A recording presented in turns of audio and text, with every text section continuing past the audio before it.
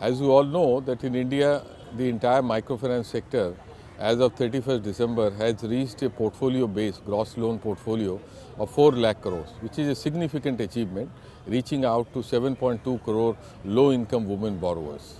So microfinance is spreading its wings sustainably and helping in building up an inclusive India.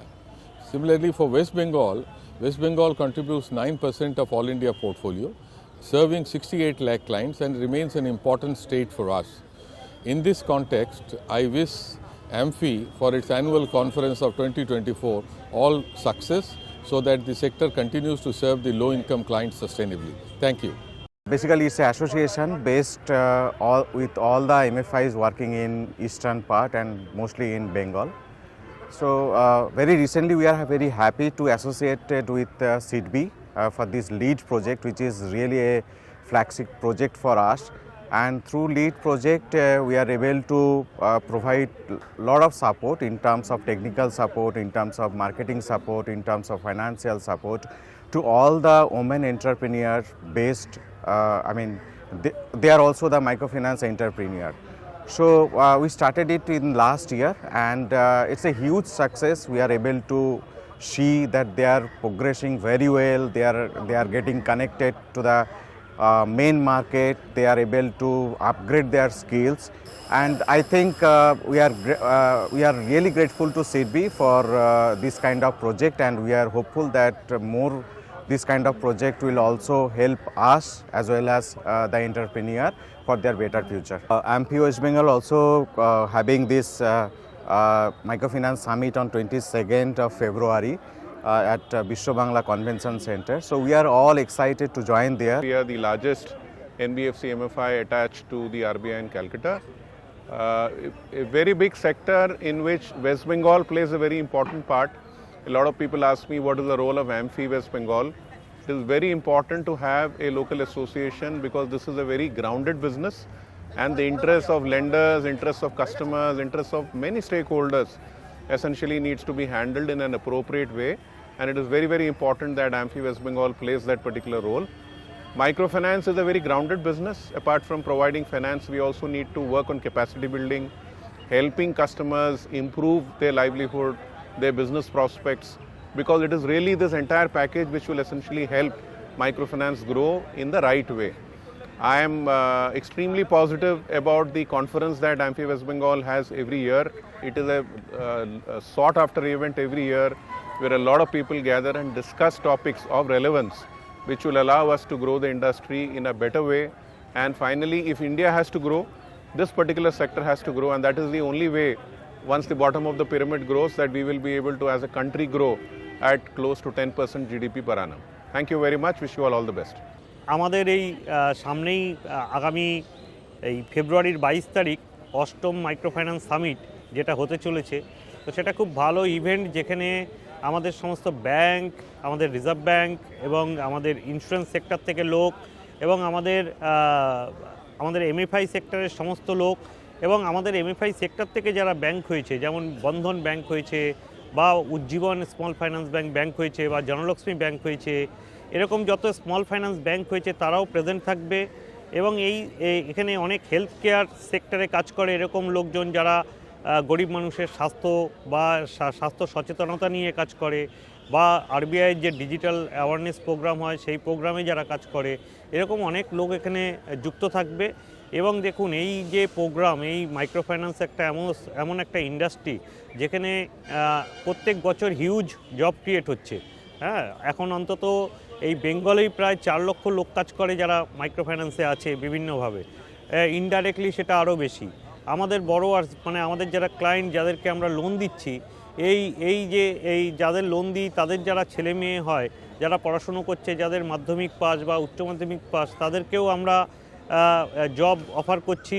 যারা job পাচ্ছে এই সেক্টরে কাজ করছে এবং প্রচুর স্কিল ডেভেলপমেন্ট ট্রেনিং চলছে। যারা একদম লোকাল ইউথ, যারা কোনো কাজ করে না, এখনও কোনো কাজকর্ম করছে না, তাদেরকে নানানভাবে স্কিল ডেভেলপমেন্ট করে তারা যাতে এই সেক্টরে কাজে আসতে পারে তার জন্য ব্যবস্থা করা হচ্ছে। তো প্রোগ্রামটায় আসুন, 22 তারিখ আসুন, সকাল 10টা থেকে শুরু, বিশ্ব বাংলা কনভেনশন সেন্টারে এটা হচ্ছে। আসুন, সবার ভালো লাগবে। Thank you. সবাইকে সবাইকে ওয়েলকাম জানাচ্ছি। আমরা আমাদের press meet announcement press meet আমরা করতে চলেছি association of microfinance institution West Bengal, সেই সঙ্গে আমাদের ন্যাশনাল যে অ্যাসোসিয়েশন নেটওয়ার্ক রয়েছে এমপি এবং সাধারণ, যারা জয়েন্টলি এই আমরা যে 8 সামিট করতে চলেছি আগামী 22 তারিখ বিশ্ব বাংলা কনভেনশন সেন্টারে, সেই বিশ্ব বাংলা কনভেনশন সেন্টারে যে 8 eastern India micro finance summit অনুষ্ঠিত হতে চলেছে, তারই পূর্ব চিন্তা অনুসারে আমরা অ্যানাউন্সমেন্ট প্রেস মিট আজ শুরু করতে চলেছি। তা আমি প্রথমেই পরিচয় করিয়ে দেব, যেটা ফ্রম লেফট টু রাইট আমাদের মধ্যে যে আছেন যারা। প্রথমে আমি মিস্টার কার্তিক বিশ্বাস, উনি এমডি উত্তরায়ণ ফিনান্সিয়াল সার্ভিসেস প্রাইভেট লিমিটেড সংস্থা এমডি হিসাবে রয়েছেন উনি, এবং অ্যাসোসিয়েশনের বোর্ড মেম্বার, এবং উনি state association of microfinance institution West বেঙ্গলের ট্রেজারার হিসেবেও কাজ করছে। নেক্সট আমাদের মধ্যে আছে ডক্টর কুলদীপ মাইতি, উনি MD VFS capital village financial services limited, এবং উনি এমডি হিসেবে কাজ করছেন। তার সঙ্গে সঙ্গে উনি যে স্টেট অ্যাসোসিয়েশন আছে, উনি সেই স্টেট অ্যাসোসিয়েশনে নব নিযুক্ত সেক্রেটারি বা সম্পাদক হিসাবে কাজ করছেন স্টেট অ্যাসোসিয়েশন। তার পাশে রয়েছে ডক্টর অলোক মিশ্র, উনি দিল্লি থেকে আজকে সকালে এসেছেন। আমাদের এই ইন্ডাস্ট্রিতে, মাইক্রোফিন্যান্স ইন্ডাস্ট্রিতে দুটো ন্যাশনাল নেটওয়ার্ক রয়েছে রিকগনাইজড বাই আরবিআই। তার মধ্যে অন্যতম হচ্ছে এমফিন। এই এমফিনের উনি সিও হিসেবে কাজ করছে। উনি আগে এক্স নাবার্ড এবং আরো অনেক সেন্ট্রাল গভর্নমেন্টের বিভিন্ন পোস্টে কাজ করেছেন। উনি আজকে এসেছেন national level West Bengal east এবং ন্যাশনাল লেভেল মাইক্রোফিন্যান্স স্ট্যাটাস নিয়ে উনি কথা বলছেন। তার পাশে রয়েছে মিস্টার মনোজ নাম্বিয়ার, উনি আরোহণ ফিনান্সিয়াল সার্ভিসেস লিমিটেড, একটি বড় এনবিএফসি এমএফআই বা সংক্ষেপে এমএফআই আমরা বলি, মাইক্রোফিন্যান্স ইনস্টিটিউশন, তার উনি এমডি, এবং সেই সঙ্গে উনি board member of state association of microfinance West Bengal এবং ভাইস প্রেসিডেন্ট অফ এমফিন যে ন্যাশনাল বডি, তার ভাইস প্রেসিডেন্ট হিসাবে কাজ করছে। আমি এবারে মাইক দিয়ে দেবো যারা এসে রয়েছে। তার সঙ্গে আরেকটি পরিচয় আমি দেব, আমাদের মধ্যে আরেকটি ন্যাশনাল নেটওয়ার্ক রয়েছে সাধারণ, যারা আরবিআই রিকগনাইজ অলসো। সাধারণের যারা যিনি কর্ণধার আসতে পারেননি উনি আজকে, কিন্তু যিনি সাধারণের যে ইস্ট যে দায়িত্বে রয়েছে মিস্টার সৌভিক সাহা, একটু দাঁড়াতে বলবো। সৌভিক সাহা রয়েছে, আপনারা তাকেও প্রশ্ন করতে পারবেন যখন প্রশ্নোত্তর পর্ব চলবে। সেও আপনাদের বিভিন্ন রাজ্যে তথা পূর্ব ভারত এবং সারা দেশে ইন্ডাস্ট্রির অবস্থা কি এবং বিভিন্ন যে ইস্যুগুলো রয়েছে সেগুলো নিয়ে ডিসকাস করতে পারবো। তা প্রথমেই আমি আমার মাইক হ্যান্ডওভার করছি আমাদের স্টেট অ্যাসোসিয়েশনের যিনি সেক্রেটারি ডক্টর কুলদীপ মাইতি, এবং একই সঙ্গে এমডি ভিএফএস ক্যাপিটাল, উনি ফার্স্ট আপনাদের সম্বোধন করবেন about the microfinance industry in West Bengal as well as আমাদের যে মূল লক্ষ্য 8 ইস্টার্ন ইন্ডিয়া মাইক্রোফিন্যান্স সামিট, সেই বিষয়ে উনি কিছু কথা বলবেন। আমি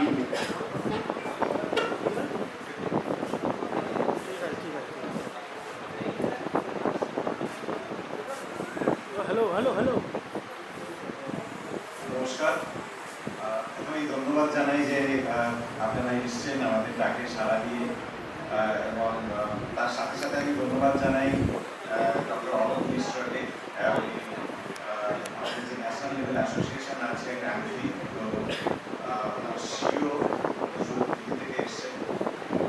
তার সাথে হচ্ছে আমরা সকলে জানি Manoj Nambiar, he is also the MD and CO of urban financial services, Kartik বিশ্বাস উত্তরায়ণ ফাইন্যান্সিয়াল সার্ভিসেসের কর্ণধার এবং ট্রেজারার। প্রথমেই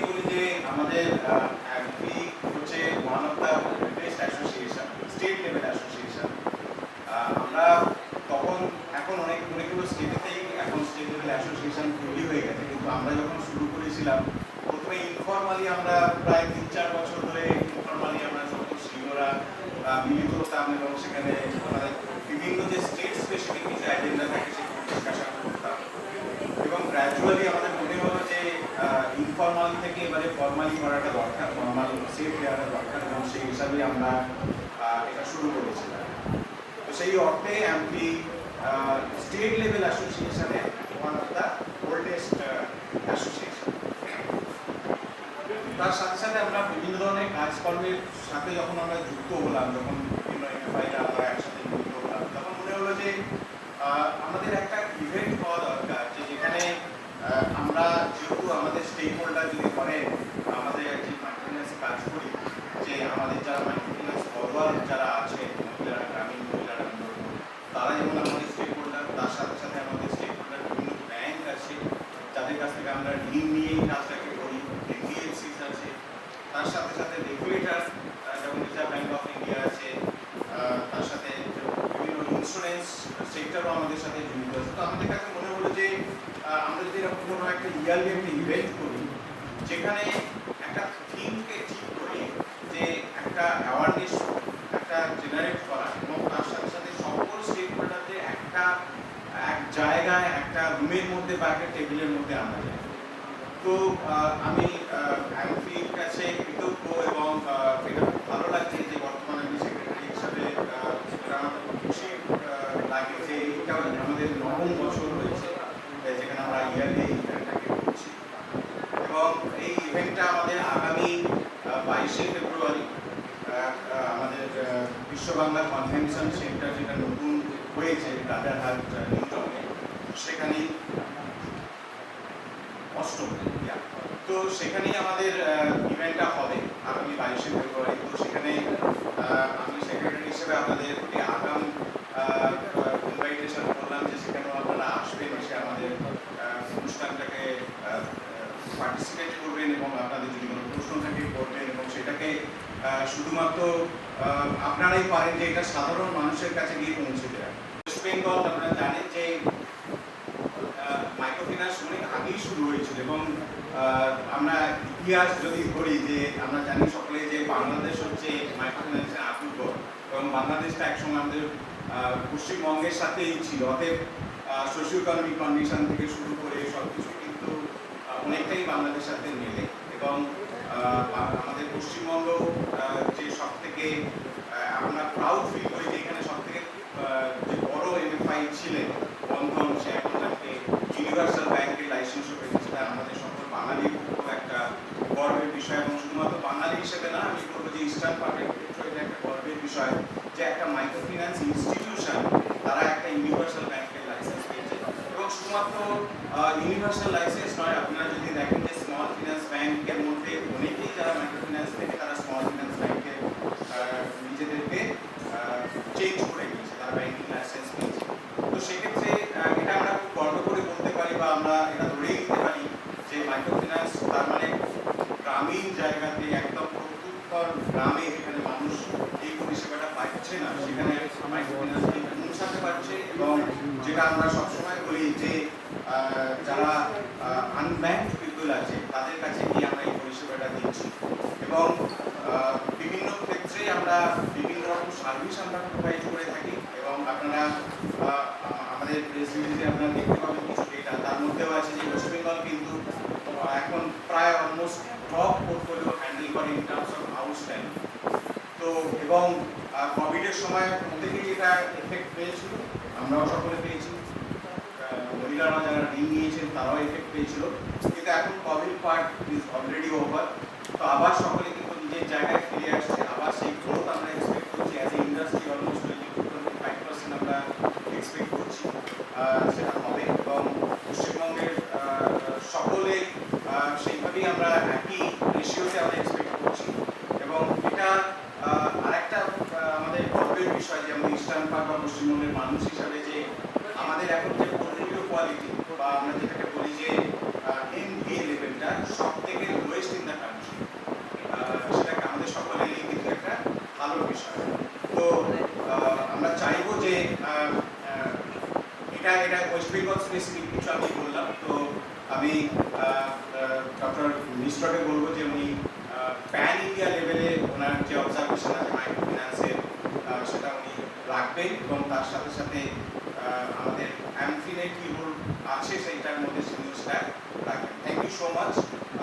এবং সবার আমাদের নিজেদের কথা বলার শেষে আমরা প্রশ্ন উত্তর নিশ্চয়ই দেবো, সেখানে আপনাদের যে ধরনের আপনারা প্রশ্ন মানে করতে চান। নমস্কার। আমি মাঝখানে বাংলা বলবো, কিন্তু অনেক সময় মধ্যে সঙ্গে ইংলিশ বলবো। লোক আমাকে বলেছেন অল ইন্ডিয়া পিকচারটা দিতে। অল ইন্ডিয়া পিকচারে আপনাদেরকে বলবো যে মাইক্রো ফাইন্যান্সের রোল এখন ইম্পর্টেন্ট কেন হয়েছে, যে ইন্ডিয়া যে আপনারা জানেন যে সবার সাথে কথা হচ্ছে যে India will become 5 billion economy, 5 trillion economy. কিন্তু গভর্নমেন্টের মধ্যে ইভেন দিল্লিতে আর ইভেন ভেরিয়াস স্টেট গভর্নমেন্টসের মধ্যে একটা মনে আছে ওনাদের যে যদি ইন্ডিয়াকে গ্রোথটা ইনক্লুসিভ হতে থাকে, সবাইকে নিয়ে চলতে থাকা হয়, তাহলে মাইক্রো ফাইন্যান্সের রোলটা খুবই ইম্পর্টেন্ট। এই জন্যে government of India, reserve bank of India সবাই আমাদেরকে চাইছে যে মাইক্রো ফাইন্যান্স গ্রো করে, কিন্তু সাস্টেনেবলি গ্রো করে। লাস্ট 2023 নভেম্বরে আমরা বম্বেতে একটা ফাংশন করেছিলাম, সেখানে ইন্ডিয়ার সব থেকে বড় public policy bureaucrat doctor Amitabh Kant এসেছিলেন। উনি বলেছেন যে মাইক্রো ফাইন্যান্স ইনস্টিটিউশনস আর ইনস্টিটিউশনস অফ ন্যাশনাল ইম্পর্টেন্স। ওই ভিডিওটা আমাদের ওয়েবসাইটে আছে, আপনারা দেখবেন। মানে ইন্ডিয়াকে যদি গ্রো করতে হয়, মাইক্রো ফাইন্যান্স 70% অফ ইন্ডিয়ান পপুলেশনের জন্য খুবই উপযোগী। আর তার জন্যে মাইক্রো ফাইন্যান্সের গ্রোথ করা খুবই জরুরি। এখন 31 ডিসেম্বরে যদি আমি পজিশন দিই, আমরা বসেছি ফেব্রুয়ারিতে, 31 ডিসেম্বরের ডেটায় টোটাল মাইক্রো ফাইন্যান্স পোর্টফোলিও ইন্ডিয়াতে, তার মধ্যে bank, small finance bank, NBFC, MFI, NBFC সব আরবিআই রেগুলেটেড ইনস্টিটিউশনস মিলিয়ে এখন পৌঁছেছে মোটামুটি 4 lakh crores, 4 lakh crores and reaching 7.3 crores borrowers, 7.3 crore low income borrowers. Portfolio quality বললেন একটু আগে যে এখন কোভিডটা পেছনে চলে গেছে, নতুন যা লোনগুলো ডিসবার্স হয়েছে 22 পরে, মার্চ 22 পরে, তার কোয়ালিটি 2000-এর মতনই হয়ে গেছে, প্রায় সেম কোয়ালিটি। তো পোর্টফোলিও কোয়ালিটিতে বেশি কোনো বিষয় নেই। গ্রোথটা মাঝখানে একটু কমেছিল। যদি আমি ওয়েস্ট বেঙ্গলকে নিয়ে কথা বলি, 2019 আর 2023 মাঝখানে portfolio compounded annual growth rate যাকে আমরা বলি, তাতে গ্রো হয়েছে 4.3%। এখন উনি যে বলছেন আমরা দেখছি যে 24, 25, এখন 20-22% গ্রোথ হতে পারে। As of 31 December, West Bengal all India से total 4 lakh crore का पोर्टफोलियो আছে। আর ওয়েস্ট বেঙ্গলে যদি আপনি দেখেন মোটামুটি 35,000 crore পোর্টফোলিওটা ওয়েস্ট বেঙ্গলে আছে। তো বলতে পারেন যে 9% portfolio of all India is in West Bengal. আর এটা ওয়েস্ট বেঙ্গলের নাম্বার অফ ক্লায়েন্টস যাকে ক্যাটার করা হয় মাইক্রো ফাইন্যান্স দ্বারা, তার নম্বর হচ্ছে 65 lakhs। খুবই বড় কন্ট্রিবিউশন। আর আপনাদের ভূমিকাও খুবই ইম্পর্টেন্ট, যে আমরা মাঝখানে দেখি কেউ কিছু কথা বলে, আর সেটা পেপারে আর কোনো একটা নিউজ চ্যানেলে, এখন তো অনলাইনের জামানা, যে কেউ কিছু পাবলিশ করে দেয় যেটা that has nothing to do with facts, nothing to do with anything with regulated institutions. All microfinance institutions, banks, SFB, NBFC, MFI are regulated by RBI, are under the oversight of the SRO, and everything is under detailed micro rules. আপনারা জানেন যে July 22 March 22 reserve bank যখন rule change করেছে, ওরা বলেছে micro finance customer annual household income থাকবে 3 লাখ টাকা, আর ওর repayment 1,50,000 থেকে বেশি হতে পারে। 50% of income should be save for other expenses, 50%। এটা ক্রেডিট ব্যুরো থেকে সবাই নেয়, সবাই তারপরে লোনটা দেয়। তাহলে অনেক যা আগে কথা হতো ইন্ডেটেডনেস আর এইসব, যদি সবগুলো ইনস্টিটিউশন ক্রেডিট ব্যুরোকে ভালো করে ফলো করে, গ্রোথটা সাস্টেনেবল হবে। আর এখন যা বললাম যে পুরো ইন্ডিয়াতে পোর্টফোলিও 4 লাখ ক্রোর, আমরা একটা অ্যানুয়াল অ্যাসেসমেন্ট যে কত অল ইন্ডিয়ার পোর্টফোলিওর পোটেন্সিয়াল, ওই পোটেন্সিয়ালটা আমরা জেনেছি যে 24 মার্চ এর এক্সিস্টিং পোটেন্সিয়াল হচ্ছে 13 lakh, 13 lakh. So we have reached barely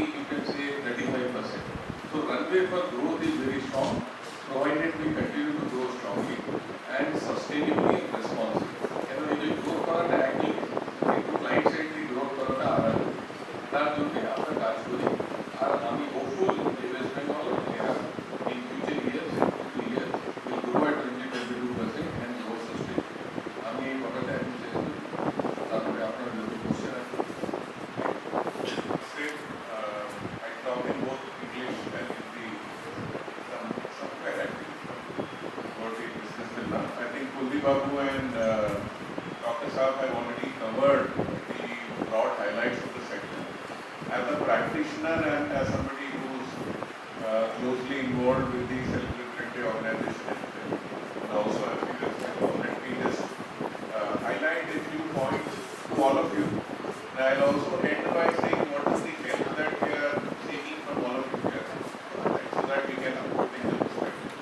जैसा नानू जी ने बताया, अगर if India has to grow at double-digit GDP growth, today we are hovering around 6, 7, 8%. The only way India can grow at 9 to 10% or be in double digits is when the bottom of the pyramid also grows. Because it's a very, very, very deep and very sizable bottom of the pyramid which is there in India. Different studies show it at 20%, 30%, 40% depending on what report you actually sort of believe in. So when he said 73 million customers या 7.3 crore customers आज microfinance sector में है overall India में, अगर आप उसका proportion अगर आप देखेंगे आपको पता चलेगा कि कितना अंडर पेनिट्रेशन है। उन्होंने कहा कि क्रेडिट डिमांड के हिसाब से roughly about 30-35% is what we are able to satisfy. So please understand where are the rest of the people going? Assuming that not everybody needs credit, the remaining people who need credit are actually going to the informal sector. जो informal sector की बात करी कुलदीप बाबू ने, वहाँ पे the terms are not very transparent. The rates are almost 5 to 10 times higher than what we charge, and most of the press reports that come out in the paper are actually instances or issues which have happened because people have gone to those companies where they find it very difficult to pay back and be regular. Right? So this is one point that I want to highlight, that आप West Bengal के आप कहीं अगर आप potential देखेंगे 10 crore plus 10 से 11 करोड़ के बीच में population है, और उन्होंने कहा कि सारा micro finance customer forward sector में अगर आप देखेंगे इट इज अबाउट 68 लाख। तो आप देखिए, even if you remove the people who are not adults, even if you remove males, even if you remove people who do not need credit because they are doing well, even then there is a sizable under penetration which is there, which is what we are seeking to achieve. Now pandemic के time में काफ़ी सारे issues हमारे sector में आए because हमारा एक बहुत ही इन्वॉल्व इंटरैक्टिव बिजनेस है जहाँ पे हम कस्टमर्स को वीकली, फोर्टनाइटली, मंथली मिलते हैं, एंड लॉकडाउन के तहत, मॉनिटरिंग के तहत काफ़ी सारा वो डिसिप्लिन थोड़ा सा हिल गया था। प्लस लाइवलीहुड्स आप जानते हैं कि इनकम लेवल्स और लाइवलीहुड्स भी इम्पैक्ट हुए, बट उस पैंडेमिक के बाद जैसा उन्होंने कहा जो भी नया पोर्टफोलियो लिख रहे हैं, नए लोन्स जो हम ले रहे हैं, because of the RBI new credit policies, credit bureau is tracking better than what it used to be pre-COVID. And this is very, very important कि जो पैंडेमिक का पेन है उसको मैनेज कर ही रहे हैं, कस्टमर्स के साथ ज़्यादा टाइम देंगे, लेसर एंड लेसर इंस्टॉलमेंट देंगे, उनका लोन खत्म करके ताकि वो वापस फॉर्मल क्रेडिट सेक्टर में आए। बट नए जो लोन लिख रहे हैं actually tracking better. GDP I already explained to you, RBI's policies have been very positive, and यही एक सेक्टर है जहाँ पे RBI बहुत ही डिटेल में सेक्टर को डिफाइन करता है कि 3 lakh household income and below is micro finance sector, कितना आप लोन दे सकते हैं वो भी उन्होंने डिफाइन कर दिया कि not more than 50% of the income should be going towards repayment of old debt including your new loan that you are planning to do. Pricing भी गाइडलाइंस है। आज 4 क्रेडिट ब्यूरोज हैं जो सारे कंट्री में जो भी लोन दिया जाता है फॉर्मल सेक्टर में, वो सारा 4 क्रेडिट ब्यूरो में रिपोर्ट होता है और हम रिपोर्ट KYC के थ्रू वो रिपोर्ट निकाल सकते हैं जब कोई नई कस्टमर अप्लाई करती है। उनके बाद एग्जिस्टिंग लोन अगर है, कितने लोन्स हैं, क्या उनका आउटस्टैंडिंग है, उस लोन पे उनका परफॉर्मेंस क्या है, all that detail is available so that you do not do lending beyond a certain point which will become a problem for the customer to pay based on the rate. आप सब जानते हैं कि jam Trinity की बात करते हैं, central government, RBI, Jan Dhan के साथ आज almost every house hold has a bank. हमारे बिजनेस के लिए बहुत अच्छा है कि हम डिसबर्समेंट अभी स्ट्रेट अवे कस्टमर के बैंक अकाउंट में कर सकते हैं rather than giving cash। वो हुआ ये हुआ आधार, राइट। आधार में प्राइवेसी के हिसाब से हम लोग को चेंज करना पड़ा कि आधार डॉक्यूमेंट नहीं ले सकते unless you have technology which is approved approved by UIDI and masking of the numbers because privacy के हिसाब से आप पूरा नंबर आप स्टोर नहीं कर सकते. So we removed the voters ID plus one more document so that the KYC is properly understood. Mobile आज मोबाइल पेनिट्रेशन के हिसाब से payment systems linking it with Aadhaar, linking it with bank account, आगे जाके हम पूरी dream करते हैं कि सारे कस्टमर पेमेंट भी हमें जो है कैशलेस बेसिस पे दें ताकि कोई कैश का ट्रांजैक्शन ही नहीं, डिस्बर्समेंट कैशलेस हो जाए और रीपेमेंट भी कैशलेस हो जाए, उसमें ऑपरेटिंग कॉस्ट कम होगा and we will be able to pass on that benefit to the customer. A lot of discussion has happened on pricing and I am sure some of the questions that you will ask to us is also going to be on pricing. Just remember that whatever that number is, whether it is 20% or 22%, right? एक चीज याद रखिए वो reducing balance है. तो 100 रुपए के loan के लिए अगर कोई कंपनी 22% चार्ज करती है, उसका मतलब ये है कि 100 रुपए के लोन के लिए पूरे साल में उनको 11 रुपया इंटरेस्ट मिलेगा. ये आपको लगता है ज्यादा? लोन स्टेप सर्विस हम देते हैं, फ्रीक्वेंट रिपेमेंट होता है, अनसिक्योर्ड लोन है, ग्रुप लेवल के हिसाब से हम लोन देते हैं. कंसिडरिंग ऑल दीज एक्सपेंसेस, उस 11 रुपए में भी minimum 50% of that goes in cost of funds जो हम बैंक से लोन लेके हम आगे इनके प्राइसिंग के ऊपर आगे क्वेश्चन हम बात करते हैं. पोर्टफोलियो क्वालिटी की हमने बात करी. Portfolio quality is very important because जैसे ही ऑपरेटिंग एक्सपेंसेस कम हो जाएगा with the JAM connecting and portfolio quality becomes better, we are able to pass on that benefit back to customer ताकि उनका बोरोइंग रेट जो है कम रहे. बट मैं एक ही चीज बोलना चाहूँगा आपको कि फॉर्मल क्रेडिट जो आज 22% प्लस और माइनस में मिलता है कस्टमर्स को, जिनको वो फॉर्मल सेक्टर अवेलेबल नहीं है, वो जब इनफॉर्मल या अनऑर्गेनाइज सेक्टर के पास जाते हैं 5 to 10 times higher is the cost that she has to pay. And a lot of people do not understand it. I'll come to the end of my short discussion. One is Kuldeep Babu ने कहा कि 22nd तो MFI का conference हर साल में MBS Bengal ये organise करता है. ये दर्शाता है कि हम कितने सीरियसली इस बिजनेस को लेते हैं. यहाँ पे given the nature of the customers who are from the bottom of the pyramid, उनके इंटरेस्ट के लिए, उनके ग्रोथ के लिए, सेक्टर के ग्रोथ के लिए, सेक्टर के क्वालिटी ग्रोथ के हिसाब से new technology developments, borrowings, equity, ये सारा चीज जब आएगा तब हम ज़्यादा कस्टमर्स को सर्व करेंगे. It's a very important event which happens every year. I request all your support in ensuring that you publicize it so that people who are interested in the sector can come and visit it. Last but not the least, मैं दो request आप लोगों से करूँगा. अगर आप ये करेंगे हमारे लिए तो हमारा सेक्टर जो है बहुत ही स्ट्रॉन्ग फाउंडेशन पे ग्रो कर रहा है. एक है जैसे इन्होंने भी एक्सप्लेन किया फॉर्मल और इनफॉर्मल नंबर है, राइट? आरबीआई के लाइसेंस किसके पास है, बैंक या non bank, are the people who are formally licensed to do the lending. And customer protection जो है उन कंपनियों के थ्रू ही प्रोबेबिलिटी ज़्यादा है कि अगर कोई कस्टमर इग्नोरेंस की वजह से कोई अदर टाइप ऑफ एंटिटीज, मैं एंटिटीज का नाम नहीं लेना चाहता, अगर और कोई एंटिटीज के पास से जाकर लोन लेती है तो she will get compromise. Terms and conditions, pricing, repayment mechanism, ये सारे चीज़ में उनका फिर कॉम्प्रोमाइज. तो थोड़ा सा अवेयरनेस बढ़ाने में हमको हेल्प करिए कि आरबीआई रेगुलेटेड एक साइड में है, नॉन आरबीआई रेगुलेटेड दूसरे side. Number 2, please help us emphasize the importance of repayment on time. Credit bureau के बारे में काफी लोग बात करते हैं, काफी लोगों को ये नहीं पता होता है कि हमारा हर पेमेंट, वेदर क्रेडिट कार्ड का हो, पर्सनल लोन का हो, व्हीकल का हो, हाउसिंग लोन का हो, वो सारा रिकॉर्ड हो रहा है on a daily, weekly and monthly. Our credit report is our problem, is our aspect, is our recognition. ये मेरी जिम्मेदारी है. तो कस्टमर्स को बहका के कि आपको पेमेंट नहीं करना है बिकॉज कहीं पे वो फेवर हो जाएगा, कहीं और आके कुछ और कर देगा, वो बोलेंगे और चले जाएंगे. बट क्रेडिट रिकॉर्ड किसका खराब होगा? कस्टमर्स. तो जो भी फाइनली उस कस्टमर का ये होता है जिनको क्रेडिट चाहिए।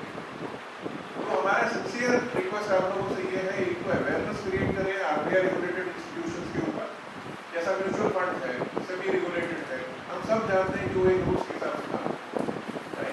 सिमिलरली आरबीआई है जो लेंडिंग इंस्टीट्यूशंस को रेगुलेट करता है। Credit bureau discipline is the most important thing. And आगे जाके हर चीज का पेमेंट, अगर इलेक्ट्रिसिटी बिल का पेमेंट है, वाटर बिल का पेमेंट है, प्रॉपर्टी टैक्स है, with data now being available, ये सारा डेटा एक जगह पे आके उसको मसाज करते हैं ताकि एक कस्टमर के बारे में पूरा उसका प्रोफाइल पूरा निकल जाए। So I would request all of you to kindly help us popularize this and make the awareness of the credit bureau stronger, because my credit report is my responsibility, is my honor, is my respect. I should not allow anybody to confuse me at the cost of my credit report. Why that is important? एक बार आप NPA घोषित हो गए तो आपके माथे पे कलंक लग गया, आप NPA हो, नॉन परफॉर्मिंग एसेट। और आज आरबीआई की गाइडलाइन के हिसाब से कोई NPA कस्टमर को ₹1 का फॉर्मल लोन नहीं मिलेगा। क्या होगा फिर? उनको जाना पड़ेगा अनऑर्गेनाइज्ड सेक्टर, जहाँ पे वो 10 टाइम्स पे करेंगे। 10 टाइम्स पे नहीं कर पाएंगे और डिफॉल्ट हो जाएगा। तो फाइनली फैमिली जो है will fall into financial stress. ये जो रिक्वेस्ट मेरा है कि आप उनको हेल्प करें, ये छोटा सा कंट्रीब्यूशन आपके साइड से हमारे सेक्टर के लिए बहुत जो है हेल्प देगा, और आगे का जो पेनिट्रेशन है वेस्ट बंगाल में, पूरी इंडिया में, ये सारा हेल्प करेगा। When cost come down we are able to pass on that. Thank you. 22 তারিখ আমাদের নির্বাচন হচ্ছে, যাই হোক আমাদের নামবিয়া স্যার আমাদের সাহেব অলরেডি অনেক কিছু কভার করে ফেলেছে। আমি জাস্ট অন্য কিছু পার্টগুলো বলি বলে। তো আজকে ওয়েস্ট বেঙ্গলের যে ডেটা আপনারা শুনলেন, যেখানে এখন এখানে পোর্টফোলিও রয়েছে 32,000 কোটি টাকা, প্রায় 48টা কোম্পানি এখানে কাজ করে বিভিন্ন ফর্মে। 48টা কোম্পানি, তার মধ্যে বন্ধন ব্যাংকও আছে বা বাইরে থেকে অনেক স্টেট যারা আসে এখানে কাজ করছে, এবং প্রায় 65 লক্ষ বড়োয়ার আমাদের আছে। 65 লক্ষ বড়োয়ারকে আমাদের এখানে আমরা তাদেরকে লোন দিতে পেরেছি। এবং তার থেকেও বড় পার্ট এখানে যেটা, যে আমরা যারা বেঙ্গলের প্রতিষ্ঠান, তারা বেঙ্গল ছাড়াও কিন্তু অনেকগুলো স্টেটে কাজ করি। এখানে যারা আছে আমরা প্রায় কেউ 10টা স্টেটে, কেউ 15টা স্টেটে কাজ করি। তো প্রচুর এমপ্লয়মেন্ট ক্রিয়েট হয় এখানে। এই সেক্টরে মানে সমস্ত সেফটি বা বন্ধন ব্যাংক বা এনজিও বা যারা এমএফআই বা নর্মাল এনবিএফসি সব মিলিয়ে এখানে কিন্তু প্রচুর, মানে 3 লক্ষের উপরে এমপ্লয়ি কাজ করে এই সেক্টরে। তো যেটা মানে মিড লেভেলের ম্যানেজমেন্টে প্রচুর এমপ্লয়ি আছে, একদম ফিল্ড লেভেল এমপ্লয়ি আছে, এবং একটা বড় সংখ্যক এমপ্লয়ি তারা উঠে আসে আমাদের এই বড়োয়ারদের থেকে। বড়োয়ারদের ছেলে মেয়ে যারা আমাদের ক্লায়েন্ট, যারা লোন নেয়, তাদেরকে যারা আমরা দেখি যে তাদের ছেলে মেয়ে যারা এইচএস পাস করেছে বা গ্র্যাজুয়েশন কমপ্লিট করেছে, তাদেরকে কিন্তু আমরা প্রায়োরিটি দিই আমাদের সেক্টরে জবের জন্য। তো এটা একটা দিক। এবং আমরা স্কিল ডেভেলপমেন্টের কাজ করি লোকাল ইউথদের, যে লোকাল ইউথ যারা আছে, যারা এইচএস পাস করছে, তাদেরকে আমরা সিডবির সহায়তায় আমরা তাদের স্কিল ডেভেলপমেন্ট করে এই সেক্টরে যাতে আসতে পারে কাজের জন্য, বা অন্য যে কোনো সেক্টরে যেতে পারে কাজের জন্য, তার জন্য আমাদের এমপি থেকে আমাদের প্রচেষ্টা সবসময় থাকে। এবং আপনাদের সঙ্গে খুব অ্যাপলি শেয়ার করছি যে এমপি রিসেন্ট একটা নিজের বিল্ডিং হয়েছে, সেটা নিউ টাউনে, এবং সেখানে আগামী দিনে অনেক ট্রেনিং প্রোগ্রাম অর্গানাইজ করা হচ্ছে, যাতে লোকাল ইউথ যারা আছে, সে ছেলে মেয়ে চাই যে ইউথ যারা আছে, তারা যাতে এই সেক্টরে আরো বেশি করে আসতে পারে, এখানে কাজ পেতে পারে। যেহেতু এমপ্লয়মেন্ট একটা প্রোগ্রাম, মানে এমপ্লয়মেন্ট একটা ক্রাইসিস আমাদের রাজ্যে, সেই রাজ্যে যদি এমপ্লয়মেন্ট আমরা ক্রিয়েট করতে পারি, সেটা সবার জন্য খুব ভালো। এবং এখান থেকেই অন্যান্য রাজ্যে গিয়েও কাজ করছে, অন্যান্য রাজ্যের লোক এখানে এসে কাজ করছে। তো একটা খুব ভালো কাজ হচ্ছে। এছাড়াও আমরা যেটা কাজ করি, আমাদের এই কোম্পানিগুলোর প্রত্যেকের একটা সোশ্যাল কন্ট্রিবিউশন আছে। আমরা হেলথ কেয়ারের উপরে কাজ করি, যারা আমরা বিভিন্ন জায়গায় আমরা তাদেরকে ইন্স্যুরেন্সের জন্য অ্যাওয়ারনেস করি।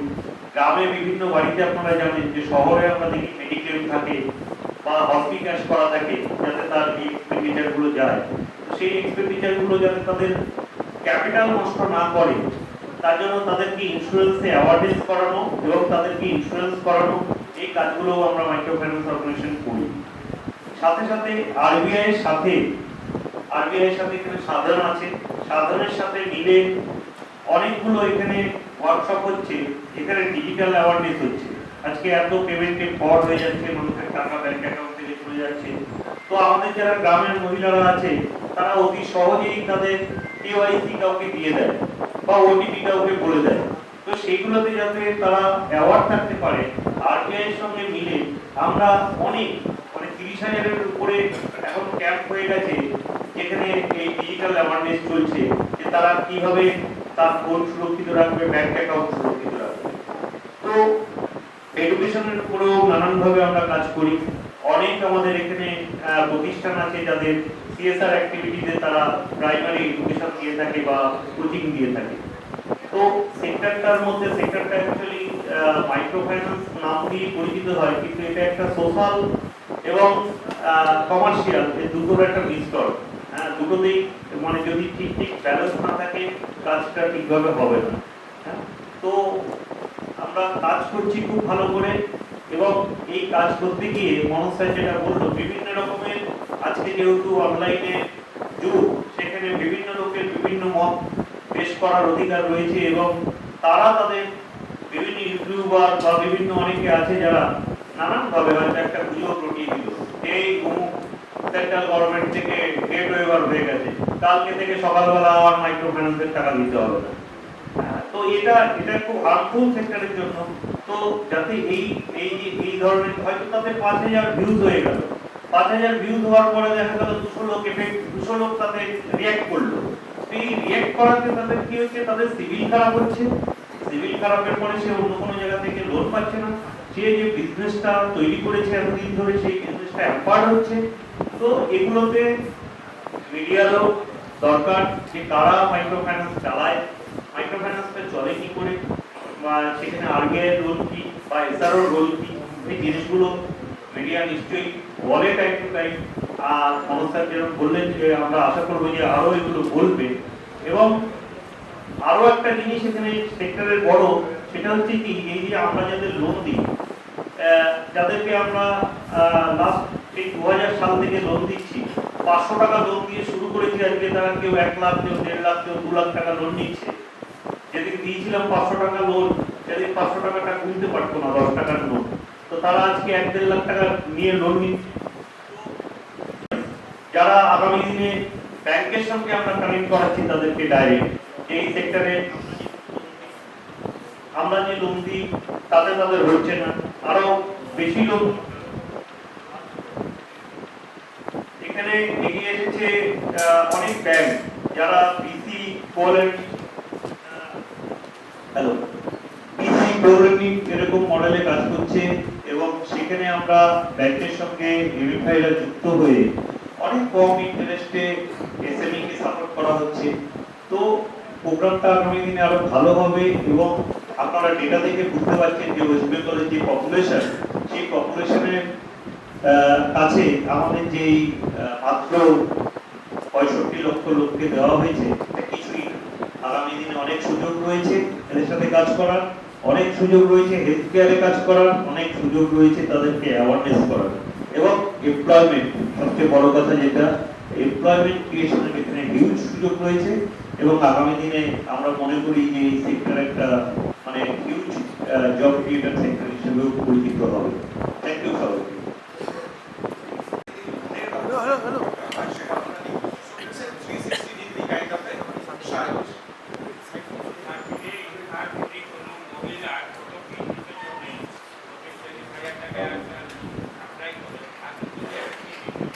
দেখুন, মাইক্রো ফিন্যান্সে যেটা লোনটা চলে এন্টায়ার সারা ভারতবর্ষের মধ্যে, সেখানে কিন্তু কোনো গ্যারেন্টি নেই, কোনো কিছু জামানত রেখে করতে হয় না। সেখানে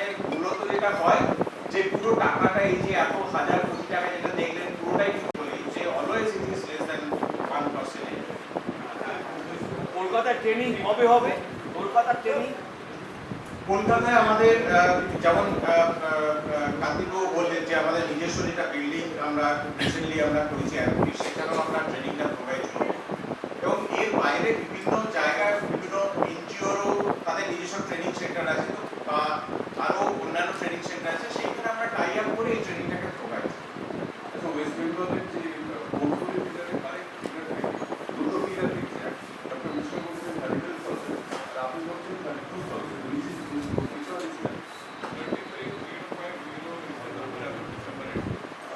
What is the figure? 33,050 এটা নভেম্বর এন্ডে, তো আমরা এক্সপেক্ট করছি যে বাই দিস, এখন আমরা অলমোস্ট জানুয়ারি শেষ হয়ে ফেব্রুয়ারিতে ছড়ে এসেছি, সেই কারণেই আমরা এক্সপেক্ট করছি যে it has grown to 35 crore, closely 35 crore। Okay, আচ্ছা, আর একটা জিনিস হচ্ছে ডক্টর মিশ্র আছে বলে তাতে এখানে provincial party line all India, all India এখন হচ্ছে only 4 lakh, almost 3 times there is scope for growth.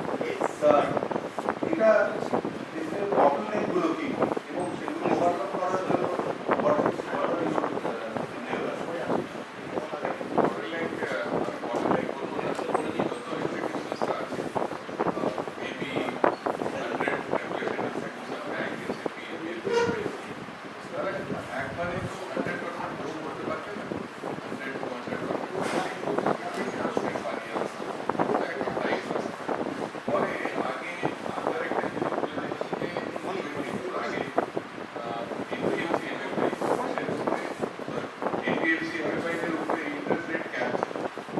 তার মধ্যে একটু বলতে যখন এখানে আমাকে বেশি কস্ট লাগবে সার্ভিস করতে, ইন্টিরিয়ার প্লেসেস না, people will try to avoid, এখন সেটা নয়। এই জন্য আপনি দেখবেন যে মার্চ 20 থেকে মার্চ 24 আসার আগেই, আর্লিয়ার মার্চ 22-তে total clients all over India was 5.98 crores, এখন হচ্ছে 7.3 crores, 1.4 crore ক্লায়েন্ট আছে। গভর্নমেন্টের কাছে আর কিছু out of 100 rupees in total assets, 75% of total assets আপনাকে মাইক্রোফিন্যান্স লোন আমরা বলছি যে 75% ঠিক আছে আমরা করবো, কিন্তু টোটাল অ্যাসেট মধ্যে থেকে আপনি ক্যাশ রাখতে হবে, ক্যাশ লিকুইড ইনভেস্টমেন্ট স্যালারি দিতে হবে, অপারেশনাল এক্সপেন্সেস, ওটা যদি বাদ দিয়ে দিই তাহলে আমাদের যে গ্র্যাজুয়েটেড ক্লায়েন্ট যারা মাইক্রোফিন্যান্সে দিচ্ছিলাম 1 লাখ টাকা 1.5 লাখ টাকা, সাডেনলি একটু বড় ব্যবসা হয়ে গেছে, 3 লাখ টাকা চাই, ওদেরকে আমরা দিতে পাই না, কেন মাইক্রোফিন্যান্সে ইনকাম ডিপেন্ড আছে, 3 লাখ টাকা হতে হবে, ওটা যদি রিল্যাক্স করলে 8-10% আমরা না 3 লাখ টাকা তো মাইক্রোফিন্যান্সে, কিন্তু এটা বাদ দিয়ে আমরা 75% মাইক্রোফিন্যান্স লোন করবো, যত স্পেস ক্রিয়েট হবে ক্যাশটা বাইরে করানো, আর মাইক্রোফিন্যান্সে গ্র্যাজুয়েটেড ক্লায়েন্টসে এই লোন দেওয়া যাবে, ওটা মাইক্রোফিন্যান্স লোন হবে না, কিন্তু বড় লোন হবে।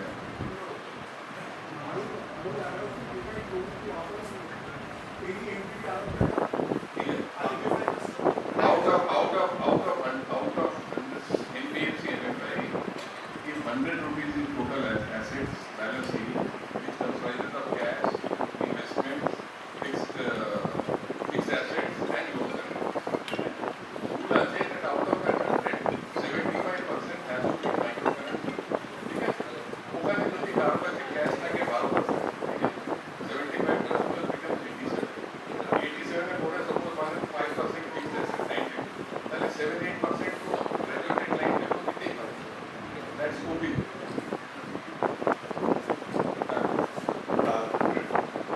আমরা নন মাইক্রোফিন্যান্স বলতে কিন্তু আমরা যেটা সেক্টর যেটা কাজটা করছি তাদের কিন্তু আমি যদি দেখি তো সেখানে যেমন ধরুন যে মাইক্রোফিন্যান্সের কাস্টমার মাইক্রোফিন্যান্স লোন নিচ্ছে, মানে এটা হচ্ছে যে ইনকাম জেনারেটিং অ্যাক্টিভিটি, কিন্তু ধরুন তার টালির চাল আছে, সে একটা পাকা ছাদ করতে চাইছে, বা তার ধরুন যে একটা রুম আছে সে আরেকটা রুম করতে চাইছে, তো সেক্ষেত্রে কিন্তু আমরা এমআই হয়ে আমরা সেই লোনটা দিতে পারি। বা ধরুন যে গ্রামে গঞ্জে এখন অনেক এমএসএমই কিন্তু আউটলেট হয়ে গেছে, তাদের কিন্তু রিকোয়ারমেন্টটা একটা মেশিনের দাম হবে 10 লাখ টাকা 8 লাখ টাকা, সেই সব সেক্টরগুলোকে বা মাইক্রোফিন্যান্সে যারা ধরুন যে 5 বছর 7 বছর 8 বছর ধরে লোন নিয়ে তাদের কিন্তু রিকোয়ারমেন্টটা আস্তে আস্তে বেড়েছে। এই সেগমেন্টগুলোকে বিকজ অফ ক্যাপটার জন্য আমরা দিতে পারছি। এটা যদি রিমুভ করে দেওয়া হয় তাহলে কিন্তু আমরা আমাদেরই ক্লায়েন্ট বেসের মধ্যে তাদের যে আদার্স রিকোয়ারমেন্টগুলো যেগুলো আছে সেগুলোকে আমরা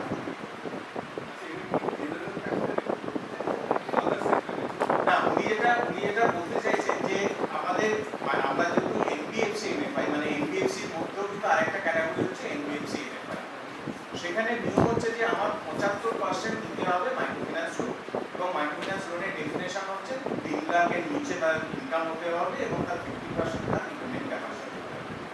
এই যে 75 টাকার মধ্যে কিন্তু আপনারা হয়তো জানবেন যে আমরা এর আগেও বলেছি যে আমরা যে টাকায় লোন হিসাবে নিই তার 10 to 15% আমার তার ব্যাংকের কাছে এফডি হিসাবে রাখতে হবে, তাই তো? তবে আমাকে যদি আমি 10 কোটি টাকা ব্যাংকের কাছ থেকে নিই আমাকে দেখা যাবে 1.5 কোটি টাকা এফডি হিসাবে করতে হবে। তো উনি যেটা বলছেন যে এই যে লোন নিতে গেলে যে আমাকে ফিক্সড জিনিসগুলোকে আমাকে বন্ধক রাখতে হচ্ছে ব্যাংকের কাছে বা আমার স্যালারির জন্য যে টাকাটা রাখতে হচ্ছে, এইটাকে যদি রিমুভ করে দেওয়া হয়, এটা যদি একদম স্ট্রেট ওয়ে আমি 100 টাকা লোনের মধ্যে আমার 75 টাকা লোন আমি মাইক্রোফিন্যান্সে দিয়েছি কিনা সেটা যদি ডিফাইন করা হয় তাহলে আমরা অনেক বেশি দিতে পারি। এই ডেফিনেশনটা একটু কমপ্লিকেটেড। আমরা বলছি যে আমার যদি 100 কোটি আমি লোন দিয়ে থাকি আপনি দেখে নিন যে 75 কোটি টাকা আমি মাইক্রোফিন্যান্সে দিয়েছি কি দিই, বাকি 25 কোটিটা আমি হাউজিং রিপেয়ারিংয়ে দিতে পারি, আমি এডুকেশন লোনে দিতে পারি, আমি এমএসএমই সেগমেন্টে দিতে পারি, আমি যা খুশিতেই দিতে পারি না সেইটা যাতে অ্যালাউ করা হয়, সেই রিল্যাক্সেশনটা যাতে নেওয়া হয়। বিকজ তার কারণটা হচ্ছে যে একজনকে আমি একদিক দিয়ে দিচ্ছি যে তার ইনকাম জেনারেটিং অ্যাক্টিভিটির জন্য তাকে আমি সাপোর্ট করছি, কিন্তু সে ওই যে যেটা উদাহরণটা দিলাম টালির চালটাকে পাকা করার জন্য সে মানি লেন্ডারের কাছ থেকে আবার লোনটা নিচ্ছে।